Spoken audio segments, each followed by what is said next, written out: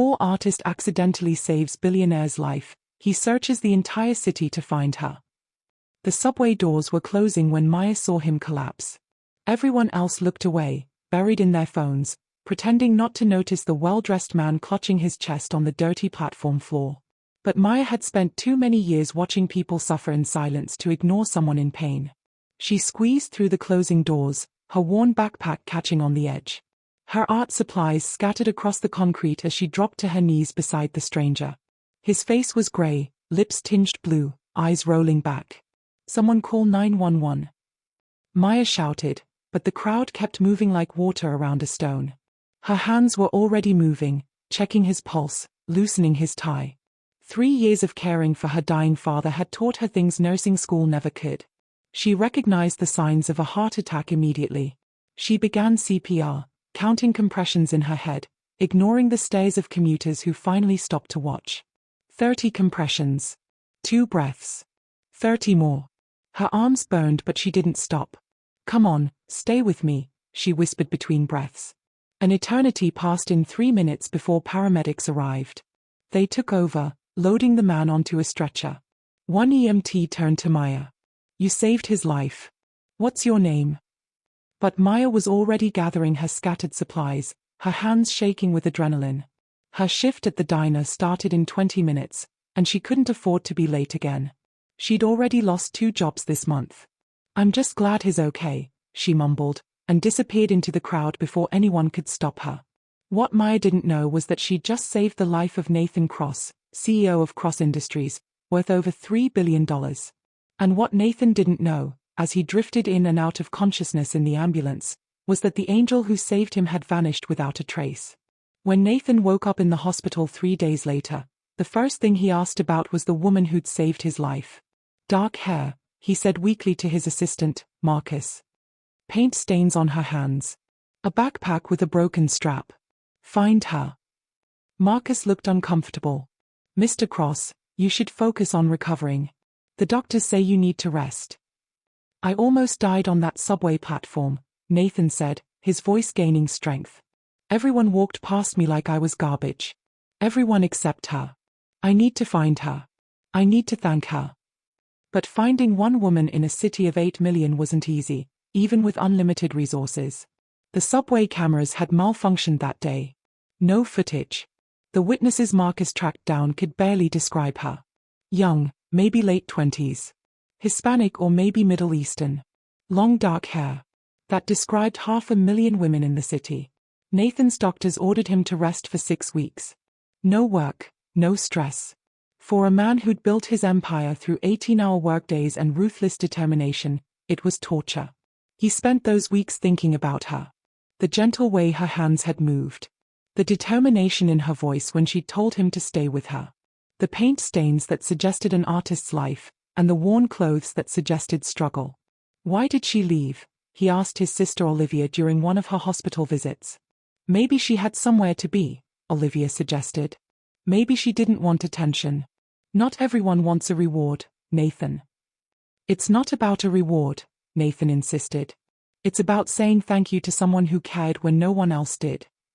But there was more to it than gratitude, though Nathan wouldn't admit it yet.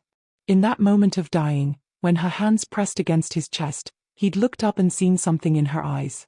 Recognition. Not of who he was, but of his humanity. She'd seen him not as Nathan Cross, billionaire CEO, but as a person who needed help. It had been years since anyone looked at him that way. 6 weeks later, Nathan returned to work with a mission. By day, he ran his company. By night, he searched for his mystery woman. He hired 3 private investigators. He posted on social media, offering a substantial reward for information. He even commissioned an artist to create a sketch based on witness descriptions, though the result was so generic it could have been anyone. "You're obsessed," Marcus said carefully, watching his boss stare at the sketch for the 100th time. "I'm focused," Nathan corrected. "There's a difference." Marcus didn't argue, but he worried. Nathan had always been intense, but this was different. This was personal. Meanwhile, across the city, Maya knew nothing about the search. She was too busy trying to survive.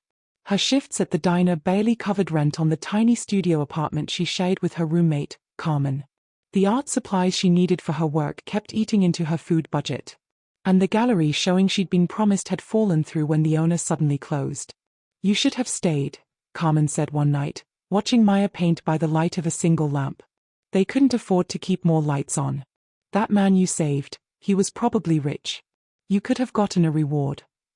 "That's not why you help people," Maya said, mixing colors on her makeshift palette. "You help because it's right."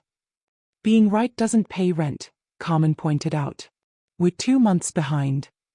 Maya's hands stilled. She knew. The eviction notice was hidden in her drawer, another problem she didn't know how to solve. But she kept painting. It was the only thing that made sense anymore. On canvas, she could create worlds where kindness mattered more than money, where beauty existed without price tags, where struggling artists didn't lie awake worrying about homelessness. She was working on a series about invisible people. Street musicians no one listened to. Homeless veterans everyone ignored. Workers in uniforms society looked through rather than at. Each portrait captured a moment of humanity that the world rushed past without seeing. "These are incredible," Carmen breathed, looking at the nearly completed collection. "Maya, these could sell. You could actually make money." "Where?" Maya laughed bitterly. "Every gallery wants artists with connections, with money to promote themselves. I can barely afford paint." But Carmen was already on her phone. "There's an open exhibition next month. City Arts Collective. They take submissions from anyone. You should enter." Maya wanted to hope. But hope had disappointed her too many times. Still, she submitted 3 pieces, using the last of her savings for the entry fee. 3 weeks later, she got her rejection letter. Not selected for exhibition. Maya cried in the bathroom at the diner during her break, mascara running down her face. Another door closed. Another dream deferred. She didn't know that her rejection letter had been a mistake. That her submission had actually caught the eye of the exhibition's lead curator, who'd set it aside to review again. That by a twist of fate, that curator happened to be Olivia Cross, Nathan's sister. Olivia studied the 3 submitted paintings with growing fascination. One showed an elderly subway musician, fingers dancing on worn violin strings, while commuters streamed past in a blur. The technique was raw but powerful. The emotion was undeniable. But it was the second painting that made her stop breathing. It depicted a scene on a subway platform. A woman kneeling beside a fallen man, her hands pressed to his chest. Around them, a crowd of blurred faces turned away. The woman's face was obscured, but her body language screamed determination and compassion. The title was simple: When Everyone Else Walks Past. The date listed in the corner was the exact date Nathan had collapsed. "Oh my God," Olivia whispered. She called her brother immediately. "Nathan, I think I found her." Nathan arrived at Olivia's gallery within the hour, still in his business suit from meetings. "Where is she? What's her name?" "Maya Santos," Olivia said, showing him the submission form. "But Nathan, this was rejected. Some kind of filing error. She doesn't know she got in." Nathan stared at the painting of himself dying while the world walked past. The woman in the image had no face, but he recognized the broken backpack strap, the paint-stained hands. "This is her," he said with absolute certainty. "This is really her." The submission form listed an email address and phone number. Nathan reached for his phone. "Wait," Olivia stopped him. "Think about this. You can't just call her out of nowhere. You're Nathan Cross. You'll terrify her." "Then what do I do?" Olivia smiled. "Leave it to me. I'll fix the rejection mistake. I'll tell her she's been accepted into the exhibition. And I'll make sure you're there when she arrives." The email came 2 days later while Maya was working the dinner rush. "Dear Ms. Santos, we regret to inform you of an administrative error. Your submission was accidentally rejected. Upon review, we are pleased to accept all 3 pieces for exhibition. Opening night is in 1 week." Maya read it 3 times, convinced it was spam. Then she read it again. "Carmen," she screamed, nearly dropping a tray of dishes. "Carmen, I got in. I actually got in." That night, Maya couldn't sleep. She kept thinking about the exhibition, about people seeing her work, about the impossible possibility that this might change something. She didn't own anything nice to wear. The exhibition opening was formal, and her closet contained exactly 2 outfits that weren't stained with paint or smelling of diner grease. "You can borrow my black dress," Carmen offered. "The one I wore to my cousin's wedding." The dress was too big, but safety pins and strategic folding made it work. Maya looked at herself in the mirror and barely recognized the person staring back. When had she gotten so thin? When had those circles under her eyes become permanent? "You look beautiful," Carmen said firmly. "Now go show the world what you can do." The gallery was overwhelming. Crystal chandeliers, expensive wine, people in designer clothes discussing art with the casual confidence of those who'd never worried about rent.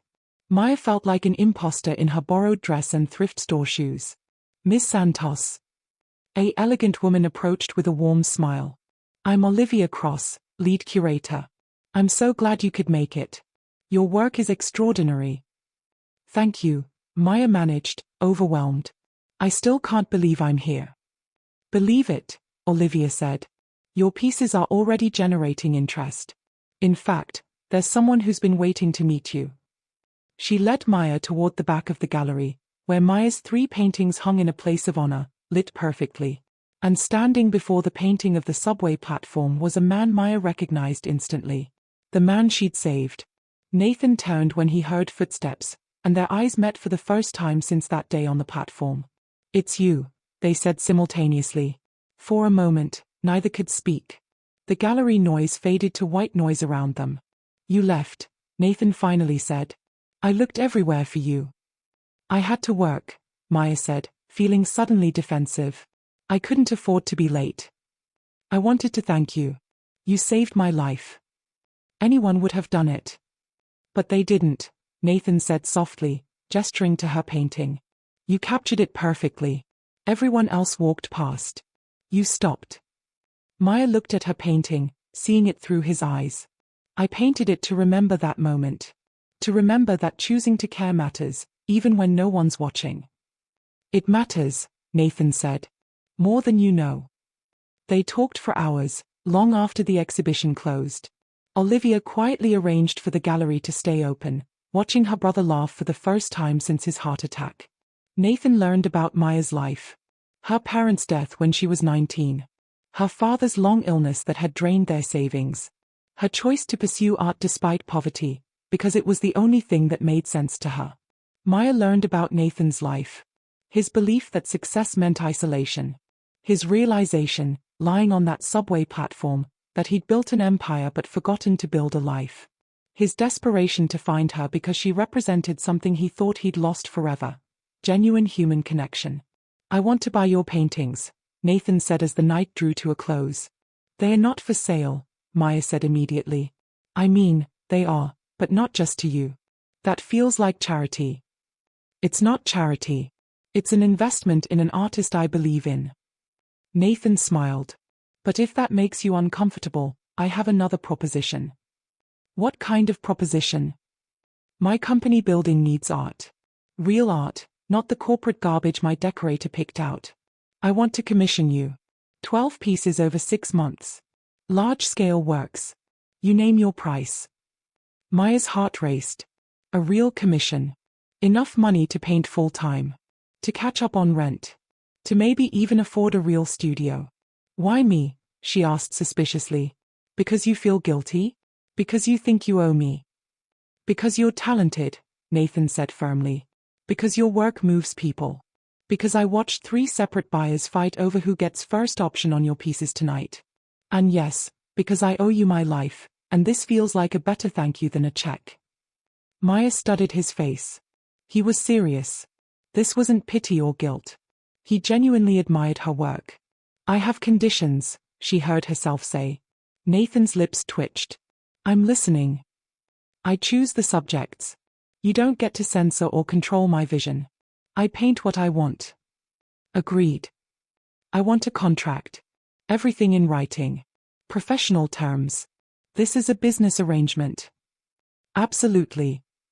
And you have to tell me the truth. If you're doing this just because I saved your life, tell me now. I don't want pity." Nathan stepped closer. "Maya, I spent 6 weeks searching for you. Not because I felt obligated. Because in the worst moment of my life, You reminded me that humanity still exists. Your art does the same thing. It reminds people to see each other. That's worth every dollar I'm offering, and probably more. Maya felt tears prick her eyes. Okay. Yes. I'll do it. They shook hands, and something electric passed between them. Not just attraction, though that was there. Recognition. Two people who understood loneliness seeing each other clearly for the first time. The commission changed Maya's life overnight. The contract Nathan offered was generous enough that she could quit the diner, rent a proper studio space, and actually buy quality supplies. But the real change was more subtle. She saw Nathan regularly as she worked on the commission. He'd stop by her studio after work, bringing coffee and conversation.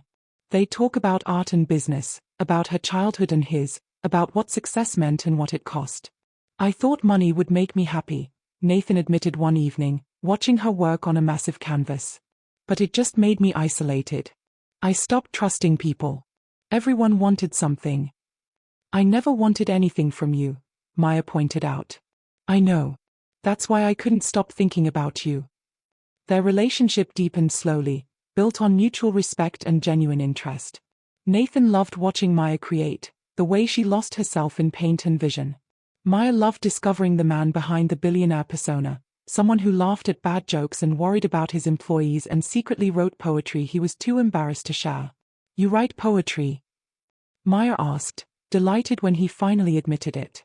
Terrible poetry, Nathan said, blushing. High school English teacher said I should stick to business. Show me. Absolutely not. I showed you my paintings. Fair is fair.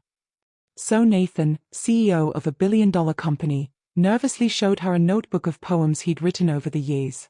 They were raw and honest, full of loneliness and longing and hope. Maya read them all, tears streaming down her face. Nathan, these are beautiful. They're embarrassing. They're human, Maya corrected. You should publish them. Under a pen name, maybe, Nathan laughed. But he kept writing after that, encouraged by her belief in him. 6 months into the commission, Maya delivered all 12 pieces. They were mounted in Cross Industries headquarters, transforming the sterile corporate space into something alive and meaningful. The unveiling made national news. Critics praised the stunning humanity of the work. Business magazines called it revolutionary corporate art. But Maya didn't care about the accolades. She cared about the email she got from a janitor who worked in the building. I've cleaned these halls for 8 years, the woman wrote. Nobody ever looked at me. But your painting of the night cleaning crew, it made me cry. You saw us.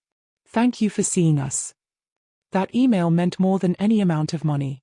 Nathan threw a celebration dinner when the commission was complete. Private room at the city's best restaurant, just the two of them. To the most talented artist I know, he toasted. To the man who believed in me, Maya replied. They were halfway through dinner when Nathan got serious. Maya, I need to tell you something. This stopped being just business for me a long time ago. Maya's heart jumped. Nathan. I know the power dynamics are complicated. I'm your patron, and that's a position of influence. But I can't keep pretending this is just professional. I'm in love with you. I've been in love with you since that night at the gallery. The night we met or the night you almost died? Maya asked, trying to lighten the moment even as her hands trembled. Both, Nathan said seriously. When you saved my life, you made me want to live again. Really live, not just survive. And your art reminds me every day why being alive matters. You remind me. Maya set down her fork carefully. I love you too. But I'm scared. Of what? Of losing myself. Of becoming Nathan Cross's girlfriend instead of Maya Santos, artist. Of people thinking I slept my way to success instead of earning it. Anyone who knows you would never think that, Nathan said. But I understand the fear. So here's what I propose. We keep this private for now. No announcements, no social media. We just be two people who care about each other, figuring things out. And my career? I don't want special treatment. You'll never get special treatment from me professionally, Nathan promised. Your art succeeds or fails on its own merit. I'll support you as someone who loves you, not as a patron. Maya studied his face and saw only sincerity. Okay.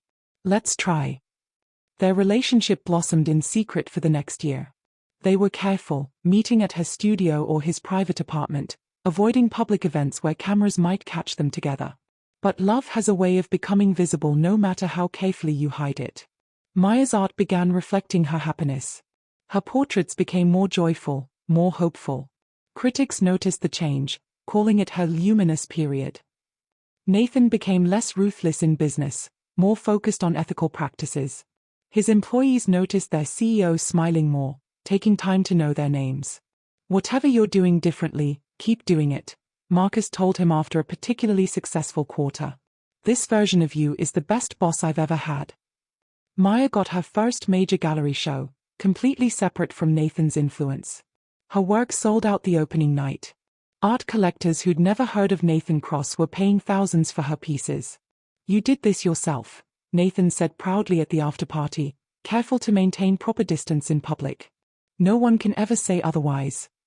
But secrets don't stay secret forever in a city that never sleeps. A photographer caught them kissing outside Maya's studio late one night. By morning, the photo was everywhere. Billionaire Nathan Cross's secret romance with artist he saved. Except the story got reversed. Headlines screamed, "Did struggling artist save billionaire to land sugar daddy?" Maya woke to hundreds of hateful messages. Gold digger. User. Fake artist sleeping her way to success. The vitriol was overwhelming. "I told you this would happen," she cried to Nathan, showing him her phone. "Everyone thinks I'm using you." "Who cares what they think?" Nathan said, pulling her close. "We know the truth. The truth doesn't matter when no one believes it." Nathan's jaw tightened. "Then we make them believe it. Maya, I'm tired of hiding. I'm tired of pretending you're not the best thing that ever happened to me. Let me tell our real story." He called a press conference that afternoon. Marcus advised against it, but Nathan didn't care. He stood before cameras and told the truth. About his heart attack. About Maya saving his life while everyone else walked past. About searching for her for weeks. About falling in love with her art before falling in love with her. "Maya Santos is the most talented artist of her generation," he said firmly. "She would be successful with or without me. I'm just lucky she lets me be part of her life. And anyone who suggests otherwise hasn't been paying attention to her career trajectory or the universal critical acclaim she's received." The press conference went viral. Some people still doubted. But Maya's collectors, gallery owners, and fellow artists came forward to defend her. The janitor whose email had meant so much posted on social media, "Maya Santos saw me when no one else did. She has more integrity in her little finger than the trolls attacking her have in their entire bodies." The narrative shifted. Not completely, but enough. "Thank you," Maya told Nathan that night. "For standing up for me."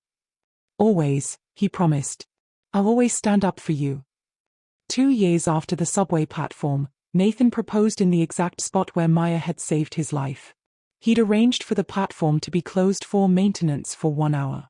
When Maya arrived, confused by his cryptic text, she found the dingy subway station transformed. Lights shaped like stars hung from the ceiling. Her paintings lined the walls, including that first one of the day they met. And in the center, where he'd collapsed, stood Nathan.